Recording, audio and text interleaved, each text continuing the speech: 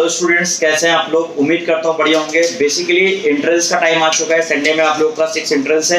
तो आज की वीडियो बेसिकली इस वजह से बनाई जा रही है कि किस तरीके से हम लोग को ओएमआर फिल करनी है या क्या क्या मिस्टेक्स हम लोग से हो सकती हैं, तो उससे बचने के लिए आप लोग के लिए वीडियो आ रही है। तो इस शुरुआत से लेकर आगे तक जरूर देखिएगा, क्योंकि ये वीडियो इंपॉर्टेंट है और डेफिनेटली ये वीडियो आपको आपके एंट्रेंस टाइम पे हेल्प करेगी। तो इसमें जो है बेटा प्रॉब्लम ये आती है कि बच्चा एक तो इतना ज़्यादा स्ट्रेस होता है या अपने स्ट्रेस को मैनेज नहीं कर पाता, जिसकी वजह से वो कुछ सिली मिस्टेक्स कर देता है जिसका खमियाजा भुगतना पड़ता है। तो उस खमियाजे को ना भुगते हैं आप लोग का शुरुआत से लेके आकर ऐसा हो कि आपने सब कुछ कर रखा था, सब चीज़ प्रैक्टिस हो चुकी थी आपकी। तो इसलिए ये वीडियो ला रहे हैं हम लोग। हालांकि विंग्स एकेडमी में जो बच्चों ने पढ़ा है उनको प्रॉपरली प्रैक्टिस करा दी है, बट ज़्यादा से ज़्यादा प्रैक्टिस हो तो वो ज़्यादा बढ़िया रहता है, ज़्यादा अच्छा आउटपुट आता है। तो मैं आपको बता दूं, सबसे पहले जब आपको ओएमआर मिलेगी, मैं ओएमआर आपकी लगा दूंगा, आप लोग अच्छे से देख लीजिएगा। तो इसमें एक पॉइंट लिखा होता है, मैं वर्ड टू वर्ड वही पॉइंट पढ़ रहा हूं जो लिखा हुआ होता है। Please read the instruction provided on the back of the OMR answer sheet before filling.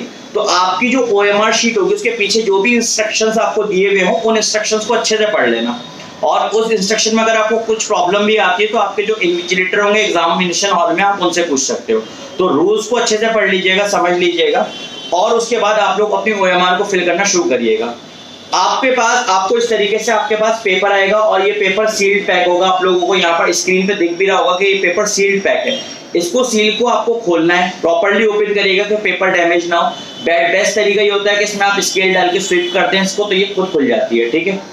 और इसमें जो है बच्चा क्या करता है, बच्चा डायरेक्टली ओएमआर करने लगेगा। आपको ये शीट मिल जाएगी क्वेश्चन पेपर की और उसको आपको फिल करना है। जैसे सबसे पहला आपका जो फिल करना है आपको वो है नेम ऑफ द कैंडिडेट। तो आप अपना नाम जानते हो, उसको फिल करिए। उसके बाद बेटा आपका रोल नंबर होगा जो कि आपके हॉल टिकट में मेंशन होगा, उस रोल नंबर को आपको फिल करना है। देन आफ्टर दैट आपका एप्लीकेशन नंबर होगा, वो एप्लीकेशन नंबर फिल करना है। बुकलेट पे भी आपको सब ये क्वेरीज जो दी हुई है आपको वो लिखनी है, पूरी करनी है। सेंटर का नेम लिखना है, सेंटर का कोड लिखना है। टेस्ट की डेट, ये बहुत बड़ा मसला है। टेस्ट की डेट आपको याद होनी चाहिए कि टेस्ट की डेट क्या है, ठीक है। और वहां पर नीचे एक कॉलम आएगा सिग्नेचर ऑफ कैंडिडेट, वहां पे आप सिग्नेचर कर लीजिए। ये जो आपकी यहाँ पे जो डिटेलिंग थी वो सारी आपकी कंप्लीट हो गई। ये तो बिल्कुल बेसिक है, कोई मसला नहीं, इसको आप करके अपने पास रख लीजिए। अब आता है मसला ओएमआर का, क्योंकि ओएमआर आपकी सबमिट होती है।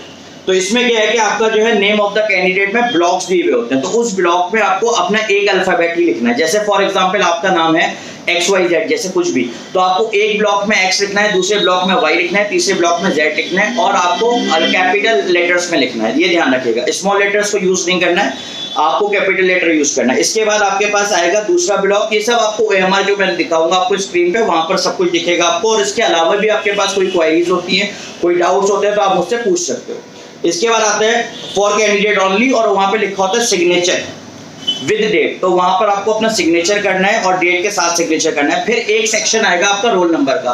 तो जो भी आपका रोल नंबर होगा वो आपको एक ब्लॉक में एक ही नंबर लिखना है। ऐसा नहीं है कि 60 कुछ करके रोल नंबर है तो आप 60 एक ही ब्लॉक में रख दो, 6 एक ब्लॉक में, 0 एक ब्लॉक में, जो सो ऑन नंबर होगा उसको आपको एक एक ब्लॉक में रखना है और उसी की सीरीज में आपको उसका बबल भरना है। जैसे फॉर एग्जांपल पहला रोल नंबर आपका शुरू हो रहा है 6 से, तो आपको ब्लॉक में देखना है 6 कहां पर और 6 को फिल कर देना है। फिर दूसरा नंबर आ रहा है 0, तो आपको दूसरी लाइन में देखना है 0 कहां पर है, उसको फिल कर देना है। फिर तीसरी लाइन में जैसे आ रहा है 3, तो तीसरी लाइन में 3 किस नंबर पर आ रहा है उसको फिल कर देना है।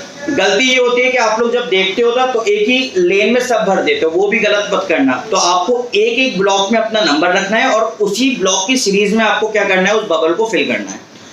उसके बाद आपका बेसिकली आता है क्वेश्चन पेपर सीरीज आता है, सेंटर कोड आता है, वो सब चीजें आप लोगों को आपकी बुकलेट पर, आपके हॉल टिकट्स पे सब कुछ मेंशन होगा। और एक बिल्कुल राइट, अगर आप ओएमआर को देखोगे तो बिल्कुल राइट साइड में आपको सेक्शन मिलेगा फॉर इन्विजिलेटर ओनली। तो वो इन्विजिलेटर के लिए you don't have to do single thing in that, आपको कुछ भी नहीं करना है उसमें, ठीक है। अगर आपके एग्जामिनेशन इंचार्ज कहते हैं कुछ करने की या रोल नंबर वगैरह लिखने की उसमें या कैंडिडेट का कुछ भी लिखने की, तो अभी आप ही करिएगा, अदरवाइज वो इन्विजिलेटर वाले पोर्शन को आप बिल्कुल एज इट इज छोड़ देंगे, ठीक है। तो ये आपका कुछ इंपॉर्टेंट चीजें मुझे बतानी थी।